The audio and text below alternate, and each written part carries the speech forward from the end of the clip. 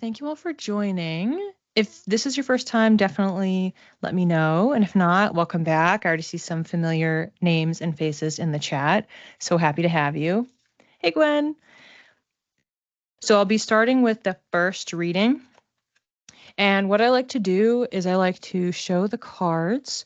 So everyone has an opportunity to use your intuition and see which of the two readings will you potentially relate to more. So this is the first card. So I'll just give everybody a moment. I'll show these cards a few times. But ultimately, what you're looking for is, are you getting any sort of sense that, yeah, you know what? I can't exactly put my finger on it, but there's something about the energy of that card. When she held that card up, I felt emotion. I felt the hair raise on the back of my neck. I felt a knowing, whatever it is. That's engaging with the different psychic clairs, which we talk about every month in my psychic development classes. This is card number 2. So I'm going to show these a few more times. And if either of the cards are standing out, you can throw a 1 or a 2 into the chat. And if you're sensing a combination of both, then you're absolutely welcome to write that as well. For some weeks, the 2 cards will work in tandem. So maybe you start the week off in card number 1 and end it in number 2, or you have both of them acting in parallel with each other. So there is no right or wrong in how you connect to the cards, but it's just a fun exercise to kind of check in with yourself, so you'll be able to see how well you can anticipate the messages resonating as we get to the channeled readings. So again, this is card number 1. And if you're sensing that there's a connection for you, you can throw a 1 in the chat. And then this is card number 2. And for anyone who's curious, the reason that I am covering the card with my hand here is because I do not look at the cards ahead of time.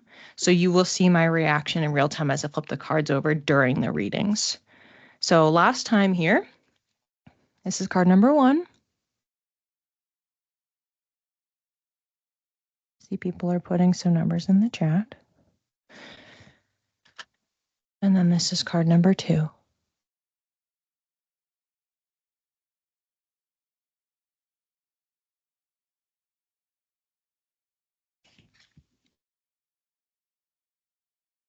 And don't worry, nobody's going to call you out if you said you related more to one card than the other, because we're going to be none the wiser unless you tell us.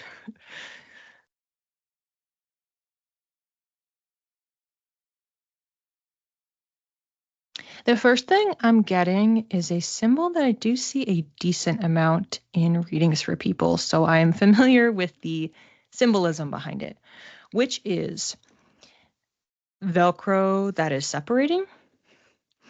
And typically that alludes to separation anxiety in some capacity. So maybe you are resistant to let go of something or someone or an idea. So it can be like physical items or narratives, or it can be people. Like, how do you release that resistance? And so potentially struggling a little bit with that. So that's the energy that we're kicking off with right away for this card. Okay. And okay, so I'm just going to describe what I'm seeing. So I'm seeing the Velcro trying to be separated, and then somebody has a dropper, and like what you would see in like a lab or something. So somebody has a dropper and they're dropping just a few drops at a time, a liquid on top of it. Okay, I'm getting that it's like a social lubricant.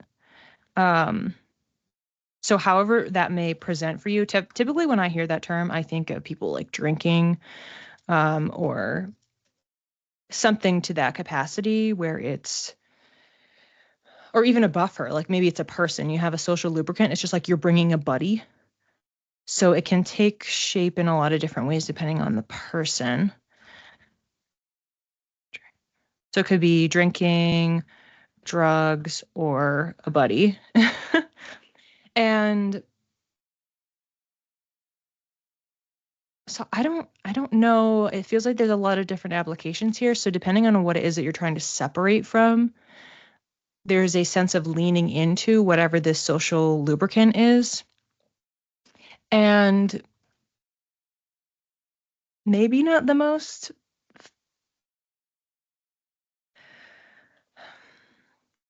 not like healthy. Like for some people, it's like a crutch. It feels more like it's a crutch situation.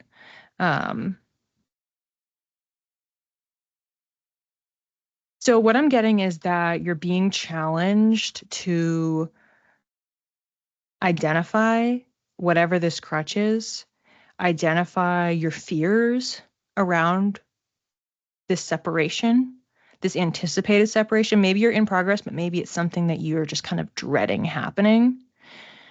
And when you can confront it and just either connecting with your emotions about the situation, really getting to the root, then you don't need the crutch. You don't need that social lubricant, whatever form it takes, because you can just face it head on, work through it and process, and then you can make some different choices. But it feels like the choices that you're making feel more empowered and like you're actually trusting yourself more. That feels like it's a part of the piece here. Like you feel like you need the crutch because you don't know if you can get through that experience.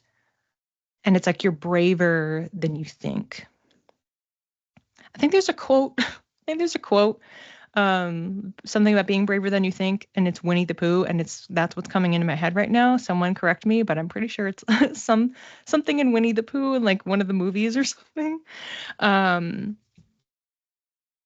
Like you're smarter than you believe and stronger than you think, something like that. I think I'm paraphrasing, but it's definitely something in Winnie the Pooh. I'm seeing some heart, so hopefully y'all know what I'm talking about.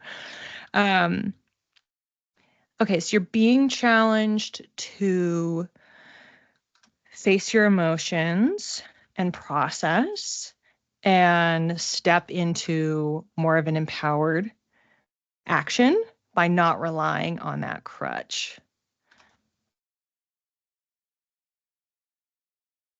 And now I'm going to flip over the card, which is, doesn't this make sense?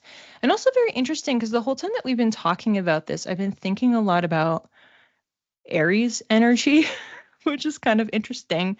It's just been floating in the back of my head, especially when we're talking about somebody stepping out and doing something that's empowered. Not that, like, obviously every single zodiac sign can have empowerment, but there's something about the energy of this in taking the bold, independent action. So you're not relying on a crutch. It's independent. It's very Aries. So the card, interestingly enough, is the sister sign, which is the opposite on the astrological wheel. Full moon in Libra, find a balance. So I'll have to hold it over here just because of the light. Usually when I do my day classes, I can hold over here, but as you can see, my lamp makes it a little bit washed out, but it's getting dark over here. So full moon in Libra, find a balance. So in a way, I think it's funny because I was saying like, oh, you're not like leaning on something. So how can you balance on your own? I love that. I love that as a visual. So we don't need the crutch to lean on. We can find our own balance within ourselves. And the fact that I was thinking about Aries so much as I was talking about this, and then we have Libra, which is the sister sign. For anyone who's familiar with sister signs, I mentioned this in some of my astrology classes, but they need each other to grow. So to master your Aries traits, like you need a little bit of Libra and vice versa. So if you have people that are in these opposite signs that are in your life, they can really challenge you, but help you accelerate your growth. So the balance that you're finding is the balance of your emotions, the balance in, because we're talking about the social lubricant stuff. Libra is very people oriented. So it's the balance between yourself versus what's happening around you with other people. So there are definitely a lot of layers of interpretation to this, which is fun.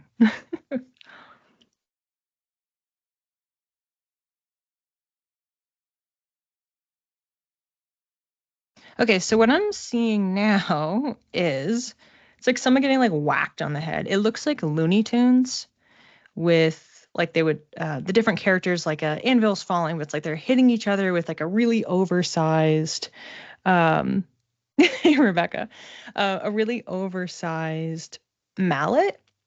So if for anyone that's familiar with Looney Tunes, it's like they all look like they're seeing stars and it looks like they're hurt, but then they totally bounce back immediately. Like nobody, it seems like the characters are never actually getting so severely damaged, even though they're running into walls and falling off of cliffs and having things drop on their head.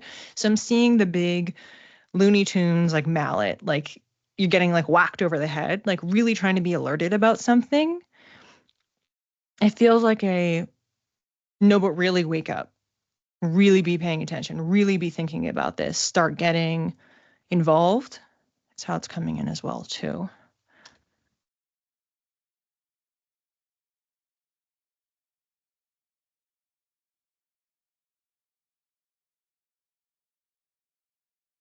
And it feels like the Looney Tunes piece of the fact that you can take the action, you can move forward, you can do the thing, and not being afraid of like backlash to it. Like you might actually be surprised if any of your resistance is because you're not sure how it's going to be perceived. Like you'll be able to actually bounce back from it.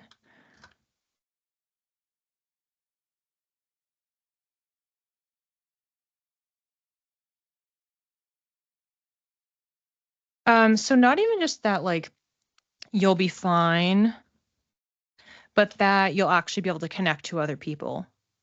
So you're not stepping out alone in taking this action and doing this thing. That's a little bit different. But yeah, it's like you're being asked to just be on alert, like start paying attention, start being active, start connecting with other people.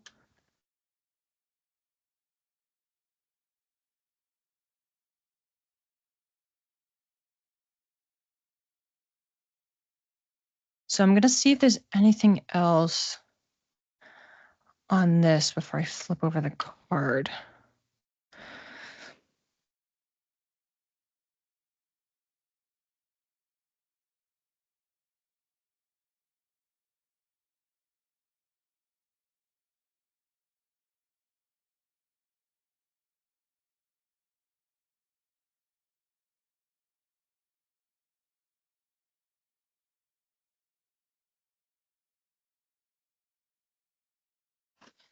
Yeah, it just feels like there's a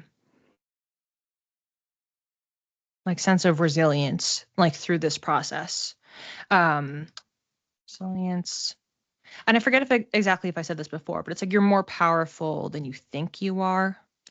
I'm getting the sense that there is a tiny bit of overlap thematically here between the first reading and the second reading because it's about doing something. There is an action baked into both of these. Um,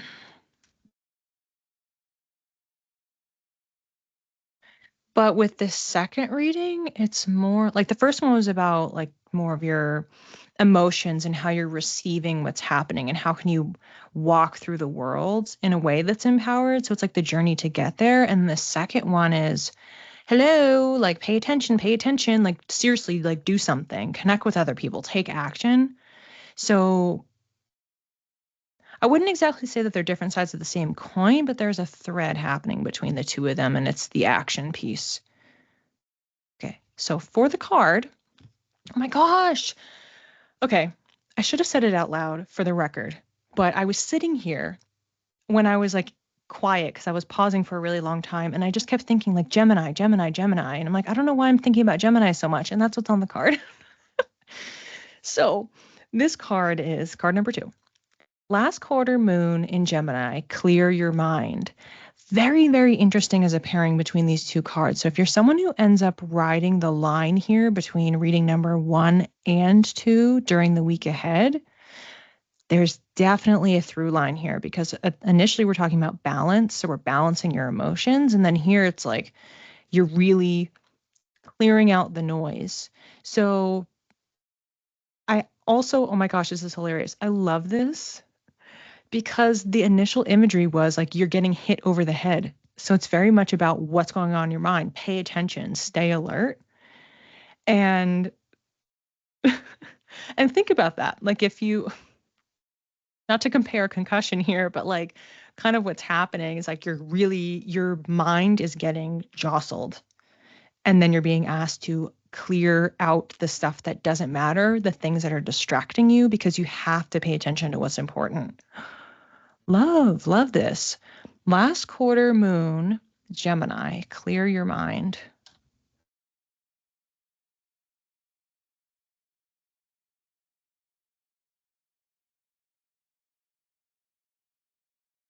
The other thing I want to mention here, just to compare the two cards, and I will show them again and do a brief recap here, but both of these cards are air signs.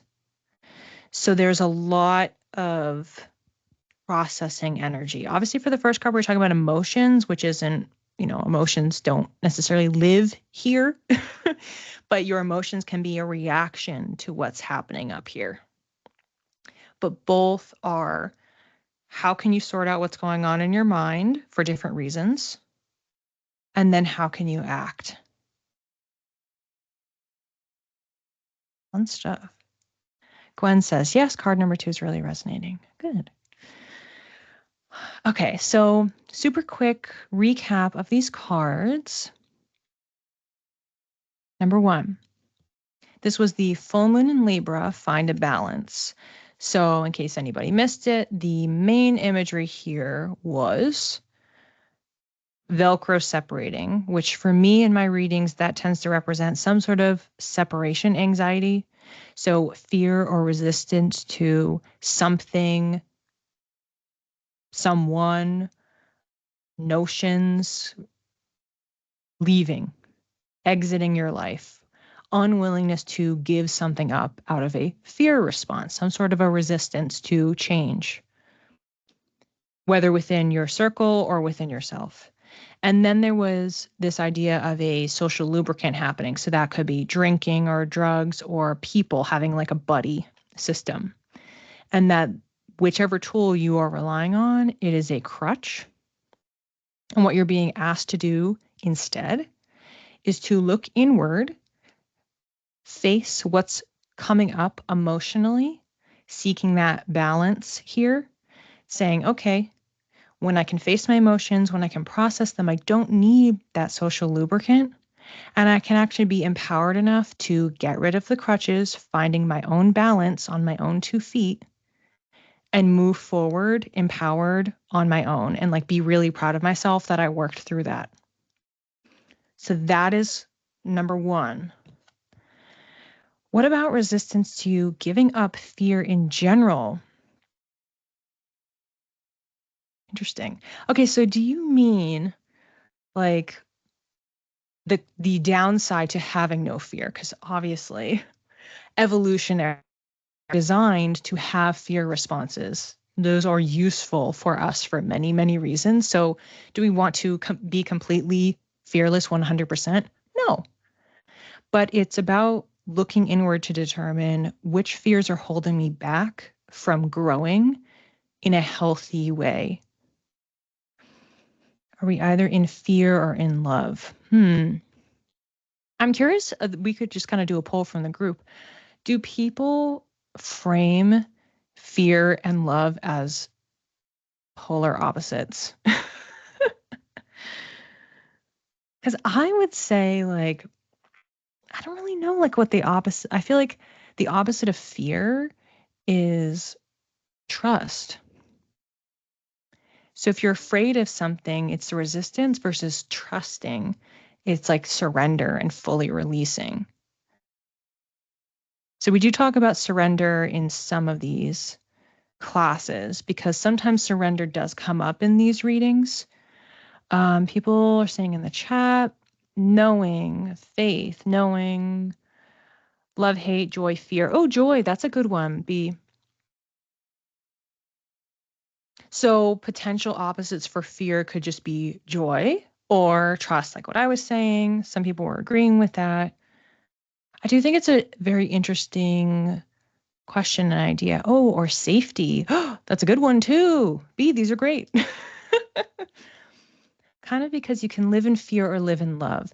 Yeah, I think maybe, Dante, if that's part of why you're asking the question, if it's about negatively charged emotions versus positively charged ones, I can see the argument for those being polar opposites. So living in love and light. So when you're doing that, you are living in connection. You're living it like we can kind of group all of these nouns and adjectives that we've been using into these two different camps. Fear coming from the plethora of negativity, sadness, anxiety. Yes. Yeah. Which I think would work with what B was saying of if you're living in joy. So if you're living in joy, that being the opposite of sadness, anxiety, depression. And oftentimes with joy, it's this idea of high vibration versus low vibration living. So when you are in a high vibration, you're feeling really connected to yourself, to other people. Things are flowing. It's like stuff's just working out. And you're like, this is awesome. Like you have energy. You are feeling inspired. You are feeling love for yourself and others. You're feeling creative. You're feeling like you can take up space, you can explore. And some of that comes from you feel safe, you are trusting. Versus the opposite, where if you're living in a fear mindset, that you are taking up less space because you're restricting yourself from taking action, from exiting your container, from going out in the world to saying that thing to someone. You can feel both towards people daily. Yeah, I totally agree. Love coming from constructive spaces of exploration, empathy, and action, solution oriented. Yes, exactly. Exactly. Yeah, thanks for raising the question. I think this was like a nice little sidebar. And for sure, for card number 1, it's like how can we strike that balance? So if we're finding on average most of the time or most of our day that we're living in that fear mindset, that less than mindset, whatever it is, how can we have those conversations with ourselves or seek help? Maybe you can't do it alone and you need that support to help guide you out. How can you create those systems so that you don't need crutches that are not helping you, that are limiting you in the long term? And then we have card number 2. Last quarter moon in Gemini, clear your mind. So for this reading, this was the Looney Tunes getting whacked over the head with a big mallet.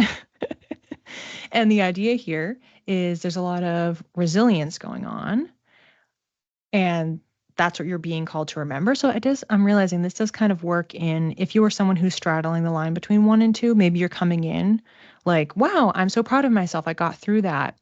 And that's where the resilience is starting with this card. But what you're being asked to do is pay attention, be alert, like wake up, act, connect with other people. Also very air sign. So you're also, if you are worrying at all about your perception, so if I step out, if I do make that choice, if I get out of my comfort zone, really all the things that we were just talking about, well, how am I going to be received or what's going to happen? And there was a message here that you're going to be fine, just like the characters getting whacked over the head. They all end up being fine, regardless of, the injury. It gets healed up really quick. And there's actually a lot of community out there and people that are looking to hear from you, looking to connect with you, looking to have you as part of the team to make whatever the change is. And again, you're clearing your mind because you are getting rid of the noise, getting rid of the distractions that are going on up here, so you can focus on really what matters. So I'm going to show the cards together. Hopefully I can do it with my light here. So full moon in Libra, find balance. Just going to block my face. And then last quarter moon in Gemini, clear your mind. So this was 1 and 2, 1 and 2.